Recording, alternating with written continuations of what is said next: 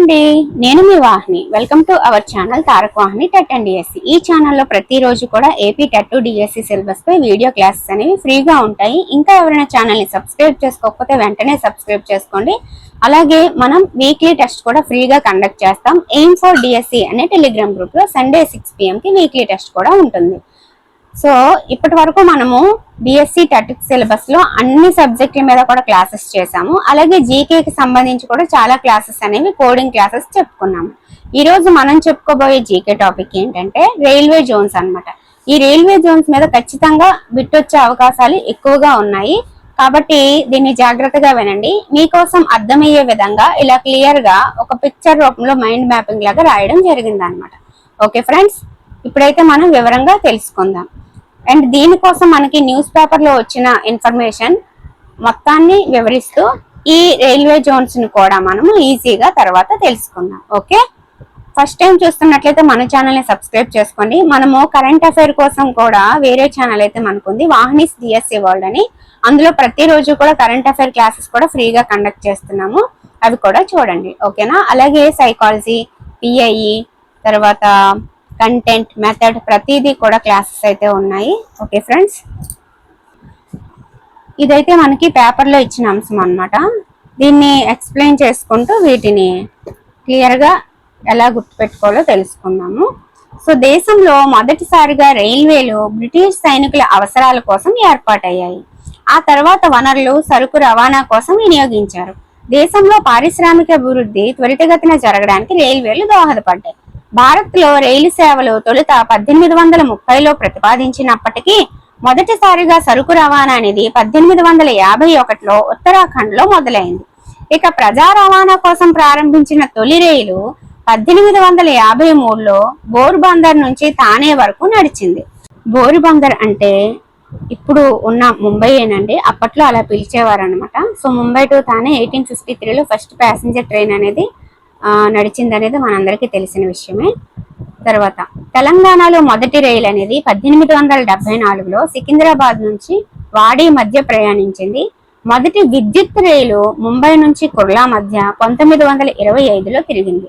ప్రపంచంలో అతిపెద్ద రైలు నెట్వర్క్ ఉన్న దేశాల్లో భారత్ 4వ స్థానంలో ఉంది. అమెరికా, రష్యా, చైనా మొదటి 3 స్థానాల్లో ఉన్నాయి. మొదట్లో రైలు మార్గాలను ప్రైవేటు వారు ప్రారంభించగా తర్వాత బ్రిటిష్ ప్రభుత్వం వాటిని స్వాధీనం చేసుకుంది. స్వాతంత్రానంతరం రైల్వే వ్యవస్థ అంతా కేంద్ర ప్రభుత్వ ఆధీనంలోకి వచ్చింది. 2025 మార్చి నాటికి దేశంలో సుమారు 69,439 కిలోమీటర్ల రైలు వ్యవస్థ అయితే ఉంది. ఇందులో 99.6% బ్రాడ్ గేజ్ గా మార్చారు. దేశంలో ఏటా సుమారు 750 కోట్ల ప్రయాణాలు రైల్వేలో జరుగుతున్నాయి.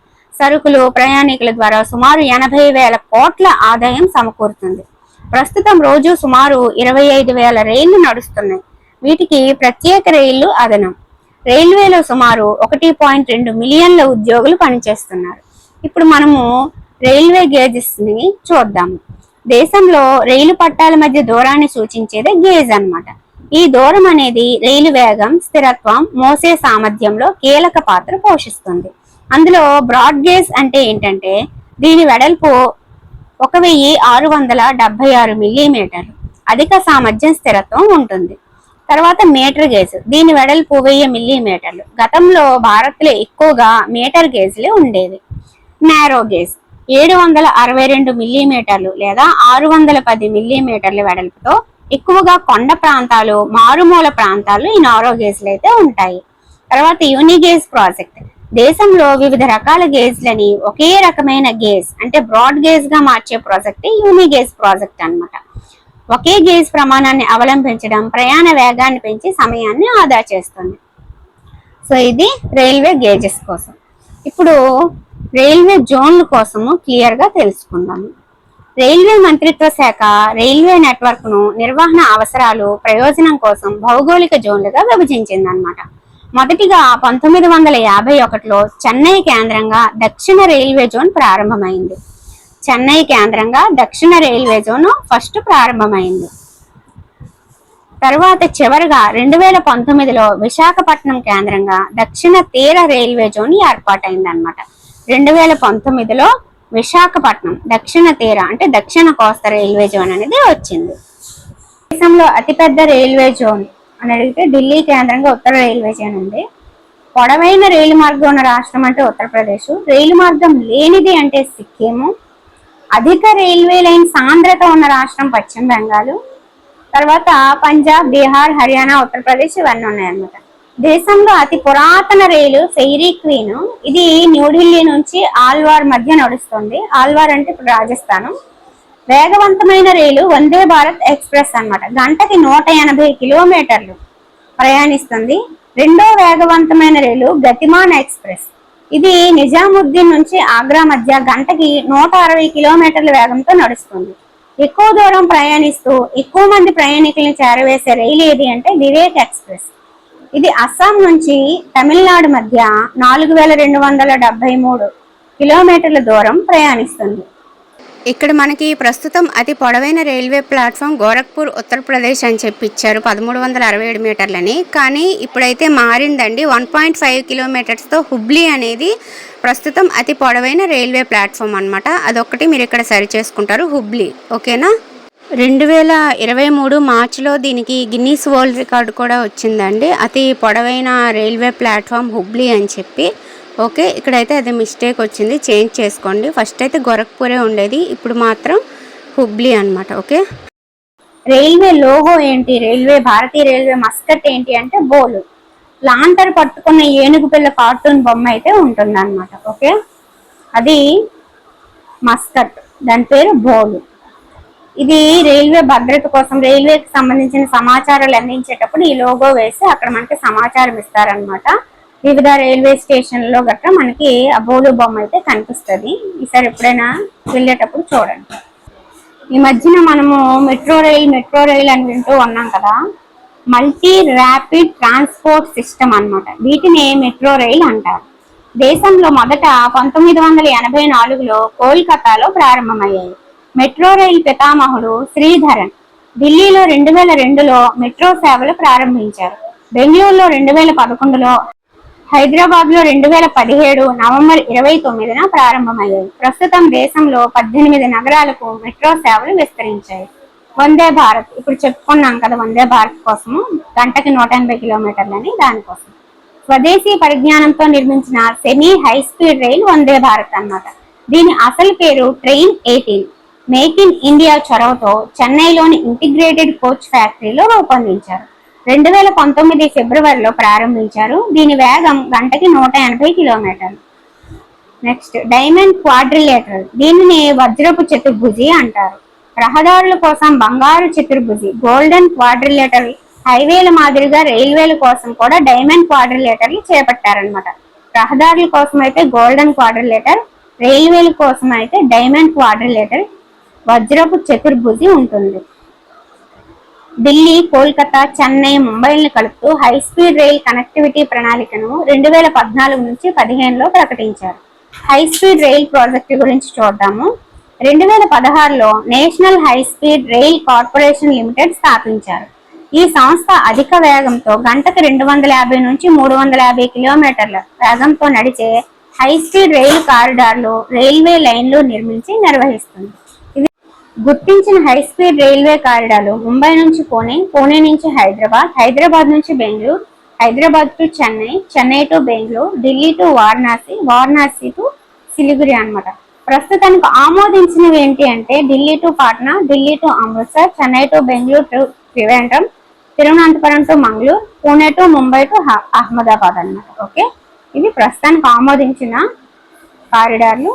ఇక్కడ మనకి railway Jones.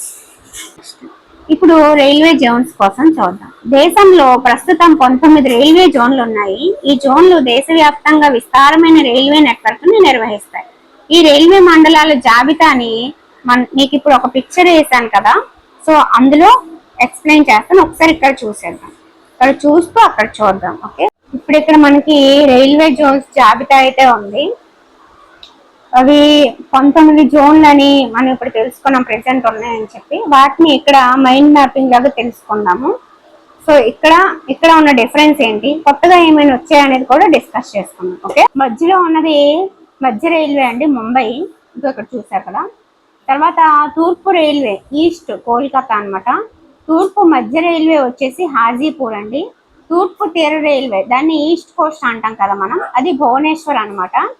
Next Konkan railway అండి, నవీ ముంబై. ఇదేంటంటే మహారాష్ట్ర తర్వాత గోవా కర్ణాటకల్ని కలుపుతుంది అనమాట. ఇది పశ్చిమ తీరం వెంబడి రోహా నుండి తోకూరు వరకు కూడా వెళ్తుంది. అంటే పశ్చిమ కనుమల గుండా వెళ్లే తన సుందరమైన మార్గానికి ఇది ప్రసిద్ధి చెందింది అనమాట. ఇందులో అనేక వంతెనలు మరియు సొరంగాలు అయితే ఉన్నాయి. దీనిని కొంకన్ రైల్వే కార్పొరేషన్ లిమిటెడ్ అనేది నిర్వహిస్తుంది అనమాట.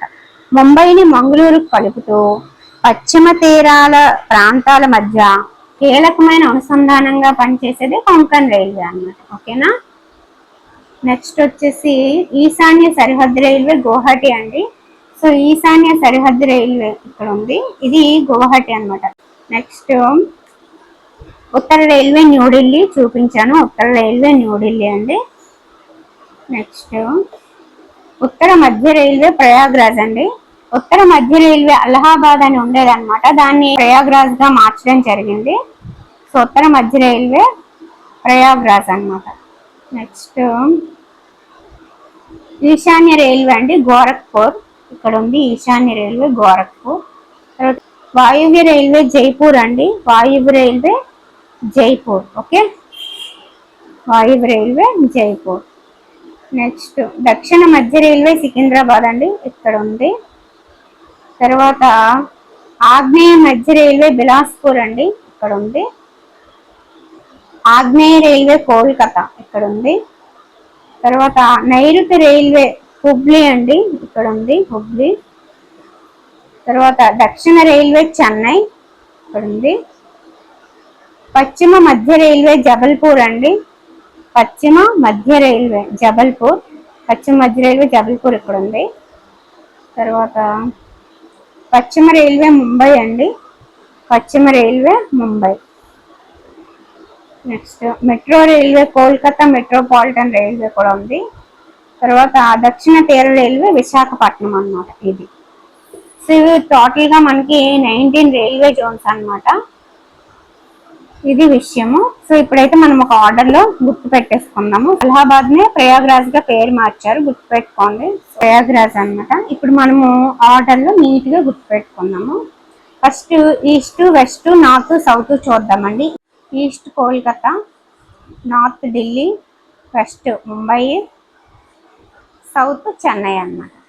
ఇప్పుడు తూర్పు పడమర ఉత్తర దక్షిణ చూస్తాం.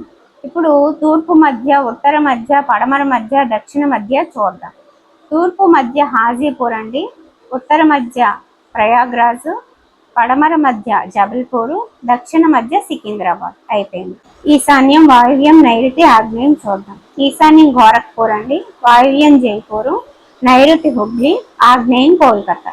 మళ్ళీ ఈశాన్య సరిహద్దు గువహటి, ఆగ్నేయ మధ్య బిలాస్పూర్ అన్నమాట. తర్వాత కోల్కతా మెట్రోపాలిటన్స్ రైల్వే ఒకటి ఉంది.